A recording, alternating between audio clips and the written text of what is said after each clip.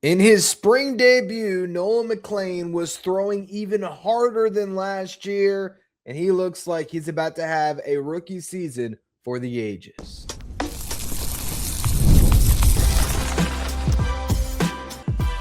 You are Locked On Mets, your daily New York Mets podcast. Part of the Locked On Podcast Network, your team every day. Hello to all you amazing Mets fans. You're listening to Locked On Mets, part of the Locked On Podcast Network, your team every day. Thank you for making Locked On Mets your first listen every day, and thank you for making Locked On the #1 sports podcast network. On the show today, we're going to be talking about Nolan McLean. He looked outstanding in his spring debut. We'll go through that in the first segment. We're also going to talk about how good he could be in the second segment. I want to compare him some of the other best pitchers in baseball. And in the final segment, I'll make my Fink projection for what his season is going to look like. And we'll really discuss if he is the Mets ace, even with the addition of Freddy Peralta. Before we get to any of that, though, I'm your host, Ryan Finkelstein. I've been covering the New York Mets on this show since the 2019 season. This is the #1 daily podcast on the New York Mets. If you want to find some of my written work, you can do so over at justbaseball.com, where I work as the editor-in-chief. So Nolan McLean made his spring debut on Thursday, and he is already in midseason form. Unfortunately, we didn't get to watch this game. It wasn't on SNY. It was played against the Houston Astros, and I feel like a lot of games in that ballpark, which is the Astros Nationals complex, they just aren't covered as much or as well. I don't even know if the Astros or the Nationals televised their spring training games. I will say they finally got the pitch tracking down, because in the past, you wouldn't even get like a full pitch count for guys that pitched in that ballpark. It would just give you the pitch count of like it would only count if it was a walk, it would be 4 pitches. If it was a strikeout, it'd be 3 pitches. If it was a ground out, it'd be 1 pitch. So you never could get accurate readings other than from people who are at the actual game reporting it. So I will say that is one plus this year compared to other years. We did get a full breakdown of what Nolan McLean threw, how hard he was throwing, how many pitches, all of that good stuff. And he's throwing even harder now than he did last year. Nolan McLean last season sat 95 with his sinker, just a shade below it, but you round it up to 95, and 96 on his four seam. In this game, his sinker averaged at a 96.3 mile per hour velocity. That's 1.5 miles per hour faster than we saw last season. His four seam was up a mile per hour as well. He was sitting 97 at points in this game, topped out at 97.9 miles per hour, and he still mixed in all 6 pitches, and he dominated. And it wasn't just a lineup of quad A guys, prospects. It was the Astros lineup that had Jeremy Pena, Carlos Correa was in there, Christian Walker was in there, Cam Smith was in there. They had big leaguers in this lineup, and Nolan McLean completely cruised. First batter he faced was Jeremy Pena, gave up a leadoff single. Then he retired 9 batters in a row. 4th inning goes out, issues a leadoff walk, and then retires the next 3 batters. Final line for Nolan McLean. He goes 4 innings, only needed 56 pitches to do so, threw 36 strikes, struck out 6, just the 1 hit allowed and the 1 walk, and of course, no runs for Nolan McLean. There's not much else to say about this performance other than this guy looked every bit as good as what we were seeing at the end of last season, and he's clearly fired up and ready to go and pitch in the World Baseball Classic. This will be his 1 spring start before the WBC. He's going to leave on Sunday to go out and meet with the team. They'll play some exhibition games, and then they will get right into the tournament, which does begin next week. I probably will give you all a World Baseball Classic preview over the weekend so that you can get, kind of set up for who you should be watching in this tournament. I think when you are talking about the Mets participating, Juan Soto for the Dominican Republic, my eyes will be on those games for sure. But for the 2 games that Nolan McLean is expected to pitch in the World Baseball Classic, and he said that is what the schedule is, he is going to piggyback. He's so he's not supposed to get starts, but he's also not going to come into a game mid-inning. I think that's one of the stipulations the Mets put on McClain, as that's what Carlos Mendoza told the media. So he'll get a clean inning when he starts, and this is ramp up for the season. So he's going to get a full pitch count. So he's going to get, it's not just Nolan McLean's going to come in for 2 innings. He's going to get in these games against top-end competition 50, 60 pitches. And so we're going to get a chance to see this guy on a big stage fairly unleashed. It's controlled. It's not, hey, Nolan McLean, go out there and get 6 innings for Team USA. But you're going to see his full arsenal. You're going to see him throwing 96, 97 miles per hour and trying to get some really good hitters out in a tough environment. It's going to be fun to see him meet that moment, because I think he will meet that moment. If this start is any indication, there is not any bit of rust on Nolan McLean right now. He talked about it after the game. He said he didn't take much of a layoff after the season. Obviously he wasn't throwing bullpens, but he said he wanted to keep his arm going because he felt so great at the end of last year. And it has him in a place right now where this guy seems ready to toe the rubber for Team USA and soon for the Mets once we get into the regular season, where I don't think he's going to skip a beat. I really don't. I think he has a chance to go into this season riding a high off of his World Baseball Classic experience, getting to share a locker room with all the best players in baseball, where he could instantly be a top 10 pitcher in Major League Baseball. I don't think that that's crazy with what we've seen, with the way he is just such an elite competitor, how much he cares and is going to continue to push himself, and just the pure stuff that he has, which we all know is exceptional. I want to talk about how good he can be in 2026. So we're going to compare him to some of the other best pitchers in baseball here in just a minute.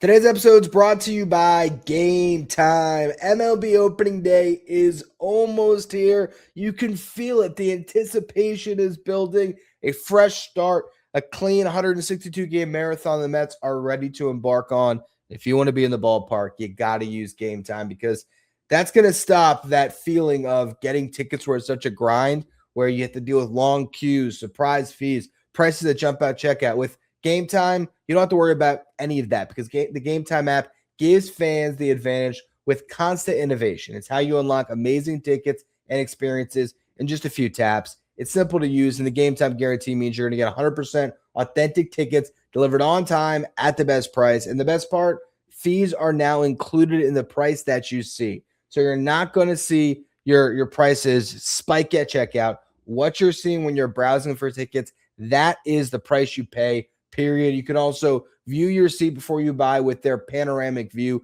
so you can know exactly what to expect once you get to the ballpark. 2 taps, that's it. You're done. You're all set. No stress, no hidden fees, just great seats and minutes. Take the guesswork out of buying MLB tickets with Game Time. Download the Game Time app, create an account. You use the code LOCKEDON for $20 off your first purchase. Terms apply. Again, create an account, redeem the code LOCKEDON. That's LOCKEDON for $20 off. Download the Game Time app today. If you're watching on YouTube today, do me a favor and hit that subscribe button. Help us get closer to our next goal of 16,000 subscribers by opening day. Last season, Nolan McLean made 8 starts at the end of the year. He went 5-1. He pitched to a 2.06 ERA across 48 innings, which is exactly 6 innings per start. Now, if we were to look at those numbers and try to project or think about what he's going to do for the upcoming season, you might say, well, he's not going to maintain a 2.06 ERA. That's crazy. There's going to be some bad starts that are mixed in to his 30 start. There just has to be. There's no way he can maintain an ERA of 2.06 because he had 8 just great starts last year, right? There was not a bad one in there. That's not correct. You might forget the last start of the season for Nolan McLean was quote unquote bad. And I only put the quotes on it because he struck out 11 against the Cubs. And he was pitching with an 8-2 lead when he gave up a 3-run homer in the 6th inning of that start. So it still wasn't that bad, but it took a 1.27 ERA that he had going into that start, and it pushed it over 2. So when you think about 30 starts for Nolan McLean, yeah, there might be some bad ones, but if bad ones are 6 innings pitched, 5 earned runs, and there's a lot more really good ones, it's not that crazy to think that Nolan McLean can actually maintain a low twos ERA.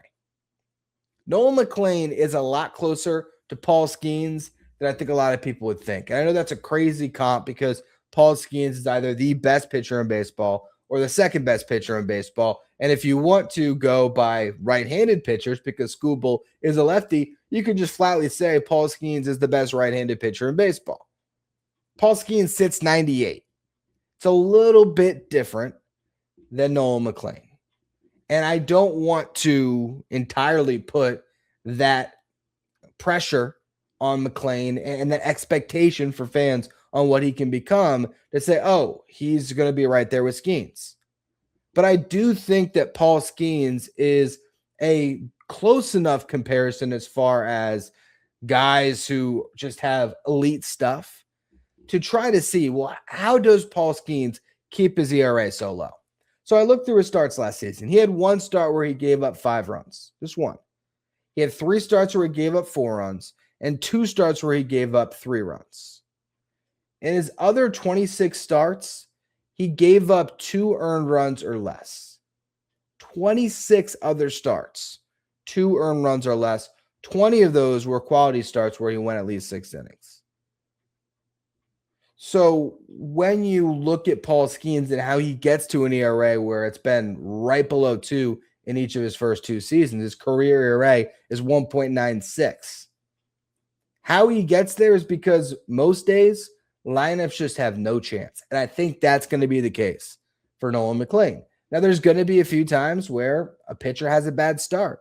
But if it's a handful of bad starts or even just mediocre starts, mixed into 31 starts where 25 of them are great, that's where your ERA sits in the low 2s. And I'll be honest, it's not just Skeens who is able to do that. It's not just 2 pitchers who are pitching to these ridiculously low ERAs. Last year, there was 5 qualified starters that had an ERA of 2.50 or better. You had Skeens, Skubal, Hunter Brown, Yoshinobu Yamamoto, and Christopher Sanchez. And Garrett Crochet was just outside of that with a 2.59 ERA. And then you get a Freddy Peralta, who was 7th among qualified starters with a 2.70 ERA. All of those pitchers cleared 170 innings. Why can't Nolan McLean be part of that group? Just based on the stuff that he has, the blitz ball that he's throwing, where his sinker darts one way, his sweeper darts another way. He's got the 4-seam that he can still throw up in the zone, so he can play the East-West game, he can play the North-South game. He's still got the changeup that was really effective in this start that Carlos Mendoza was raving about after the game. He still has the curveball. I mean, he has so many weapons in that toolkit. And he's just continuing to learn the mental side of the game as a guy who is going into right now only his 2nd full season as a starting pitcher. Just his 2nd full year doing it. He was still a 2-way guy once he got to AA in 2024. So he still was managing both. And we've seen this meteoric rise as he's focused on one thing, and that one thing being pitching. This is a guy that wasn't just a football player. He was a quarterback that got a scholarship to be a college quarterback. He had an injury, didn't work out, and he ended up just sticking with baseball. But then again, a 2-way guy who still was in Brooklyn hitting home runs. I want to say his OPS in Brooklyn was in the 750 range, which for a 2-way guy is pretty impressive, especially when, again, pitching, even the Mets drafted him, the expectation was he was probably going to be a pitcher, but they let him do both for a little bit. I'm trying to see what we got here on the OPS for Nolan McLean in Brooklyn. Let's see. It was I undersold him. He had an 850 OPS in 25 games. 850 because he had a 552 slug. He hit 5 home runs and 7 doubles. Of his 15 hits, 12 of them went for extra bases. It's just insane.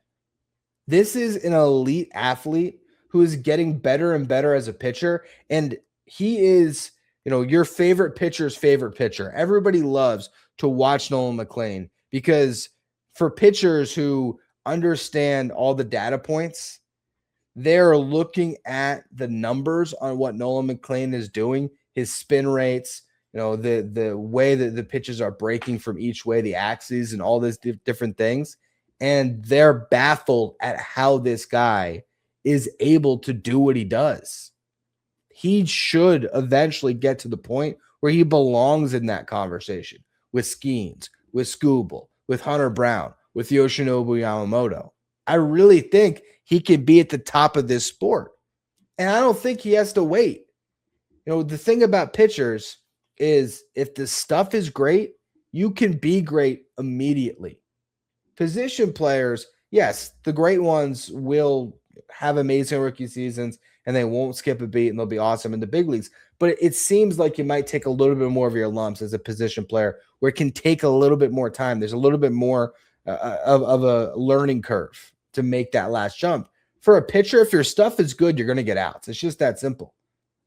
So when you see so many pitchers in Major League Baseball that are nowhere near even a 3 on their ERA, that they're pitching in the 2s and maintaining that for large portions of the season, if not the whole season. I look at the projection models for Nolan McLean, which we're going to talk about in the next segment, and I laugh. And that's why we do Fink Projections, because it's more predictions than projections. And it's a way to try to contextualize what these guys might look like in the upcoming season. So that's what we're going to do next. One of the more fun ones that we'll do leading up to opening day, a projection for what the best could look like for Nolan McLean and the New York Mets in 2026. Today's episode is brought to you by Indeed. Hiring isn't just about finding someone willing to take the job. It's about finding the right person with the right background who can actually help your business move forward. And if you want candidates who match what you're looking for, Indeed sponsored jobs is the move, because instead of hoping the right person stumbles across your post, Indeed helps you match with quality candidates by boosting your job listing to the people who fit your specific criteria like skills, certifications, and location.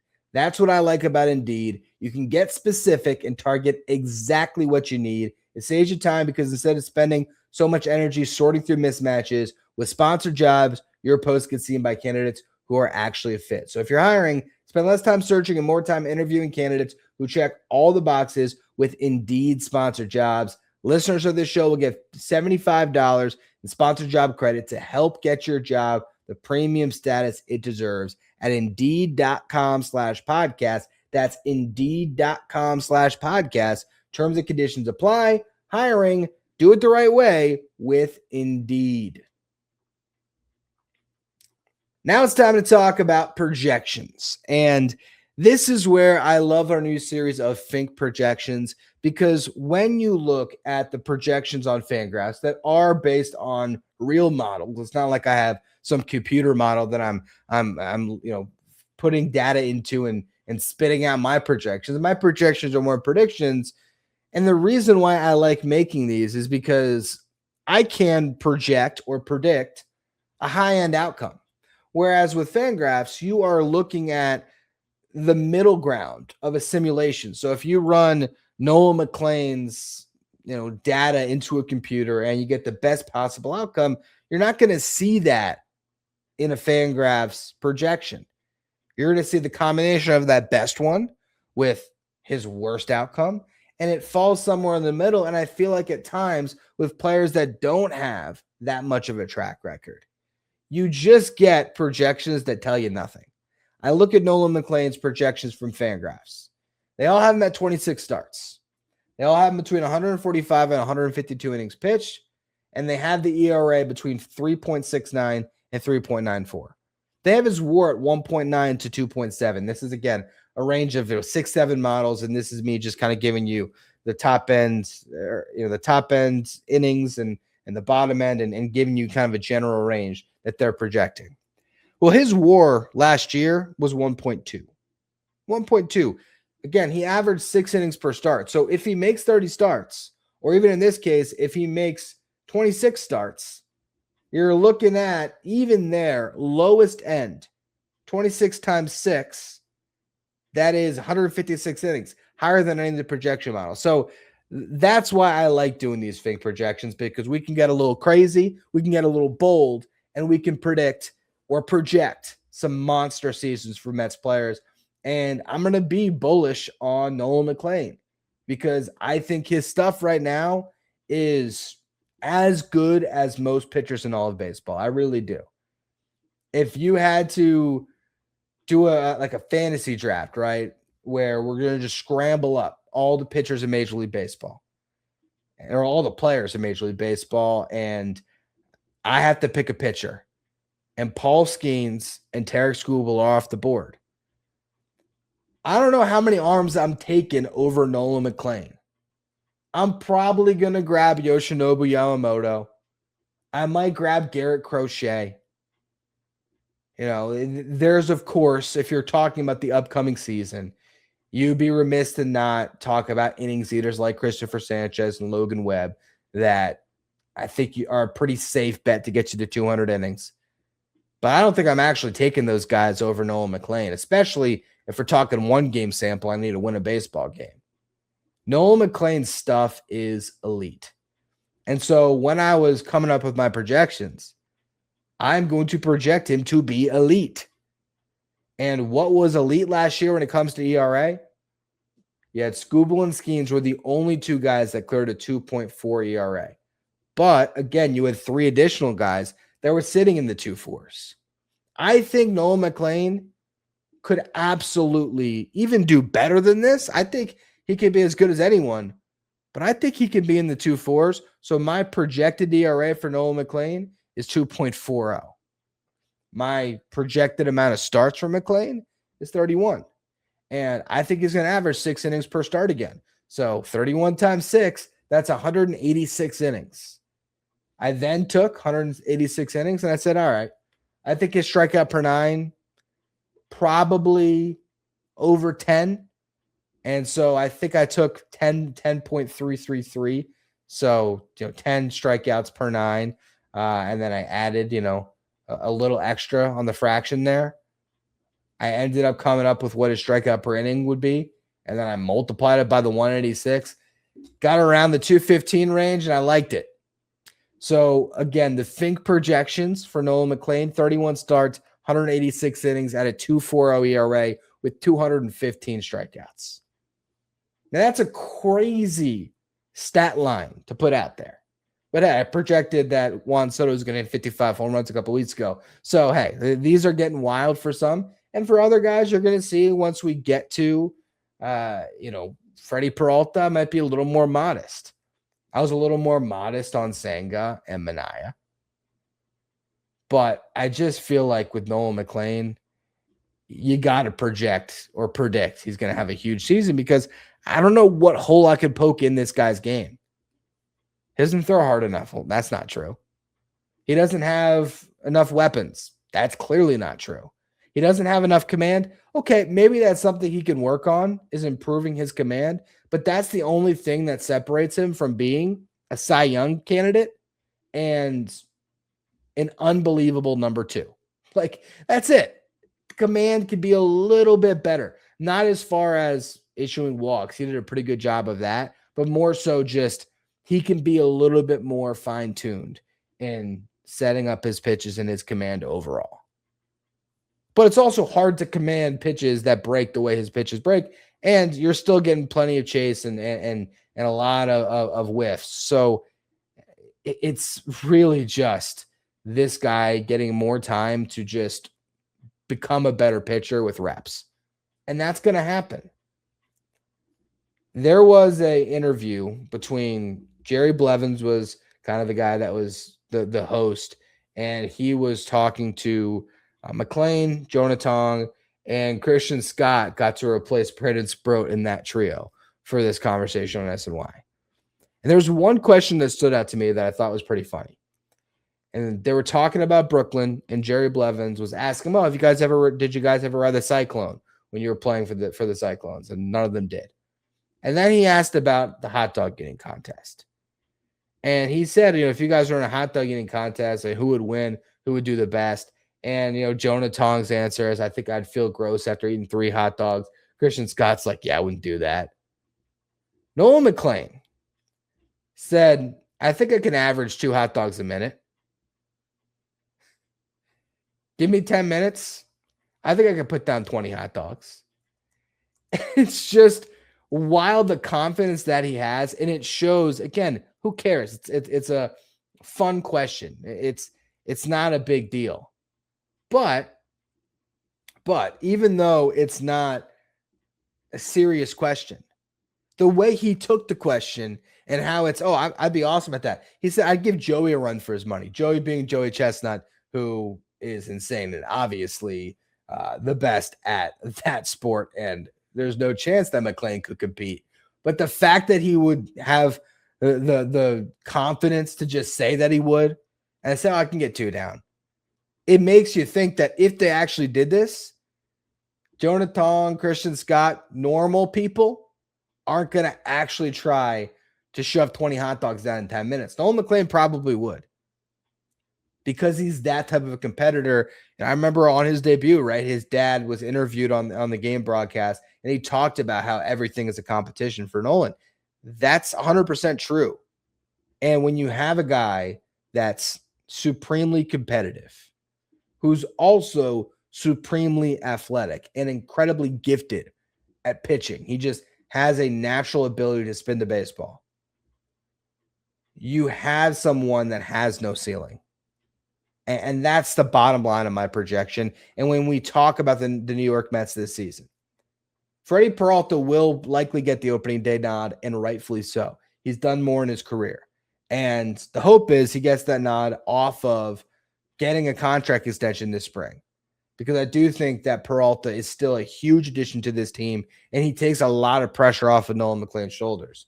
But I don't even know if McClain needs pressure lifted from his shoulders. And I do think if you had to give me a bet and you said, all right, who's going to have the better season this year? Freddy Peralta, who's coming off a 2.70 ERA over 176 innings, an unbelievable season.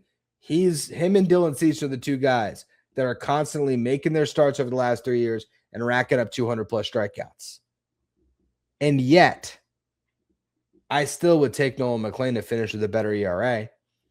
Strikeouts, maybe I would go Peralta. I'd have to really think about that a little bit further. But who's going to finish with a better ERA and who's going to pitch more innings? I'd give both of those to Nolan McLean. I think this whole offseason, when the Mets were patient in their pursuit of a starting pitcher to headline their rotation, it's because they knew they already had one. And we talked about that throughout the offseason.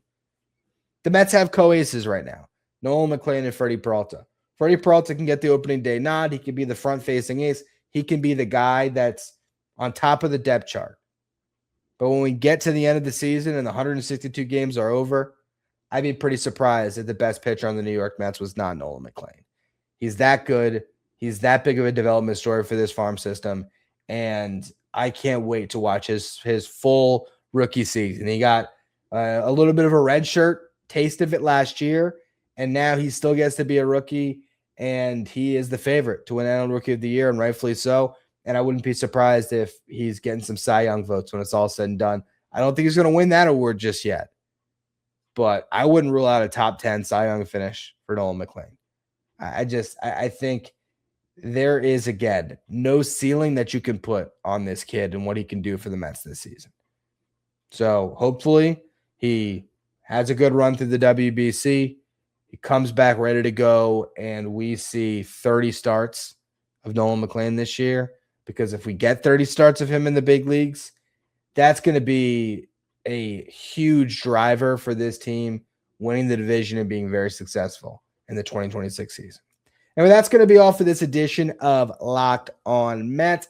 I do believe I'm going to try to do one more show here from my apartment Those of you who might have missed the show earlier this week, I am moving. So you might get a little bit of different coverage of Locked On Mets over the coming days here. Once I'm out of the apartment, moving into the house, I got to figure out the internet. I got to figure out the lighting. I got to figure out all these things. So we might be going audio only for a couple of days, starting Monday, Tuesday range, early on next week before I get it all figured out. Or hopefully I get it figured out nice and easy and you guys don't notice anything on the show. But I wanted to once again mention that. But I do think I'll still try to do at least one more show here before I make the move. As always, thank you all for listening. Make sure you follow, rate, and review wherever you get your podcasts. Subscribe if you're watching on YouTube. Thank you for making Locked On Mets your first listener, your first watch every day. And thank you for making Locked On the #1 sports podcast network.